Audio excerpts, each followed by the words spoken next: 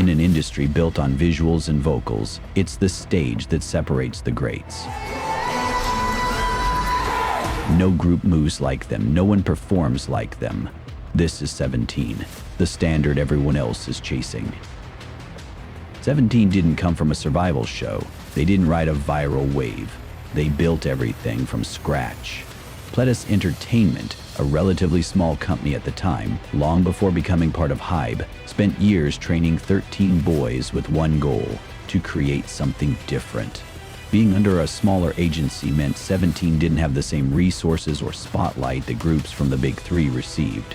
The members often shared stories of tight budgets, minimal staff, and doing a lot on their own, from rehearsals to even helping with stage setup in the early days. They knew they had to work twice as hard to get noticed, and that reality shaped their hustle. When they debuted in May 2015, they did it with a full live showcase on MBC, a bold move that no other rookie boy group had done before. That kind of trust from the company said a lot about what they had. They released their first mini-album, 17 CARAT, just days after debut. It didn't top charts immediately, but it quietly made waves internationally. It became the only rookie K-pop album to land on Billboard's 10 Best K-pop Albums of 2015. Their first full album, Love and Letter, featured Pretty You, a bright, energetic song that earned them their first music show win. It was the turning point, and from there, their momentum only grew stronger. Next came Boom Boom, a performance-heavy track that showcased 17's ability to combine high energy with tight precision. It wasn't just catchy, it demonstrated their growth in stage command and group synchronization, and helped them step away from their boyish, rookie image. Then Don't Wanna Cry changed everything. With its emotional lyrics, ambient production, and elegant choreography, it marked a more mature phase for the group. The song stood out in the industry for its subdued yet powerful delivery, and it quickly became one of their most iconic hits. It proved that 17 could do more than just upbeat tracks. They could tell stories. But if there's one track from this era that became a fan-favorite classic, known for its fake endings, a choreographic trick where the song seems to end multiple times only to burst back into another chorus.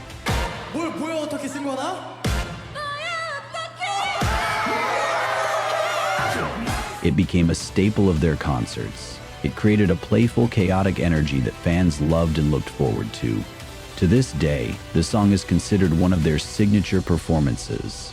During this period, 17 was steadily building their foundation, not through one breakout moment, but through a string of smart, strategic comebacks. Each one showed growth, versatility, and a deeper connection with their fans.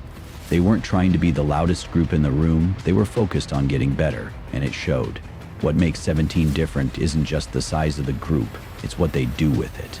One of the core pillars of 17's identity is their unique subunit system. The group is divided into three main teams: the hip-hop unit, vocal unit, and performance unit. Each unit focuses on its specialty, whether it's lyrical flow, harmonies, or dance execution, and releases songs tailored to their strengths. This system allows for creative flexibility and showcases the diversity within the group. But 17 didn't stop there. Over the years, they've formed unofficial subunits that added even more flavor to their discography and content. One of the most well-known is Busaksoon, a trio made up of Seungkwan, DK, and Hoshi, known for their fun, high-energy songs and comedic chemistry. Then there's Leaders, consisting of scoups, woozi, and hoshi, representing the heads of each main unit. These subunits aren't just for show. They produce music, perform live, and connect with fans in ways that make 17 feel more personal and dynamic. Whether it's vocal line ballads, dance-heavy stages, or variety-filled content, these formations show how 17 operates not just as a group of performers, but as a team that builds and shapes their own identity together. And that's only one part of what sets them apart. The boys are known as the self-producing idols. Woozi leads the composition and production of most of their discography, crafting everything from title tracks to B-sides. He's not just a producer, he's the musical backbone of 17. His deep involvement means their sound isn't manufactured for trends, it's authentic to them. When you hear a 17 track, you're hearing the members' own creative direction. Hoshi, the leader of the performance unit, is behind much of their choreography. From sharp isolations to large-scale formations, their stages stand out because they're crafted by someone who knows the team inside out. Their routines aren't just dance moves, they're tailored storytelling tools.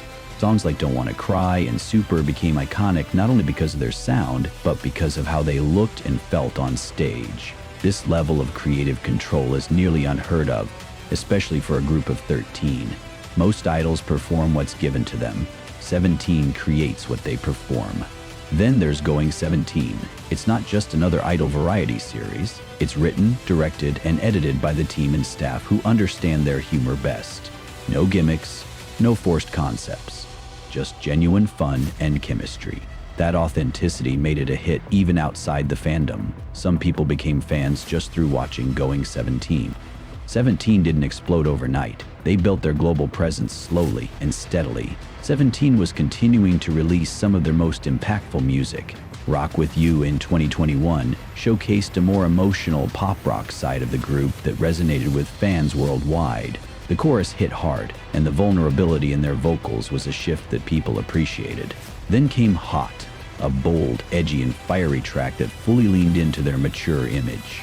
With its heavy bass, confident attitude, and intense visuals, Hot became one of their most viral songs. It showed that 17 wasn't afraid to take risks and reinvent their sound. The performance stages especially went viral across social media, and fans still cite it as one of their most unforgettable comebacks. By 2023, it all paid off. Their album FML became the best-selling album globally that year. It had 2 title tracks, Super and F My Life. Super was a cultural moment, inspired by the strength of legendary figures like Sonagong. The performance had over 200 backup dancers and an energy that was explosive from start to finish. The choreography was so intense, so synchronized, and so massive that it sparked viral challenges, stage reactions, and breakdowns across YouTube and TikTok.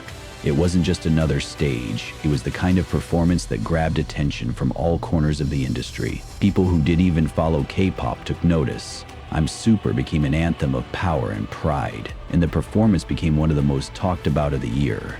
Meanwhile, F My Life showed a completely different side. It slowed things down, leaning into vulnerability and lyrical depth.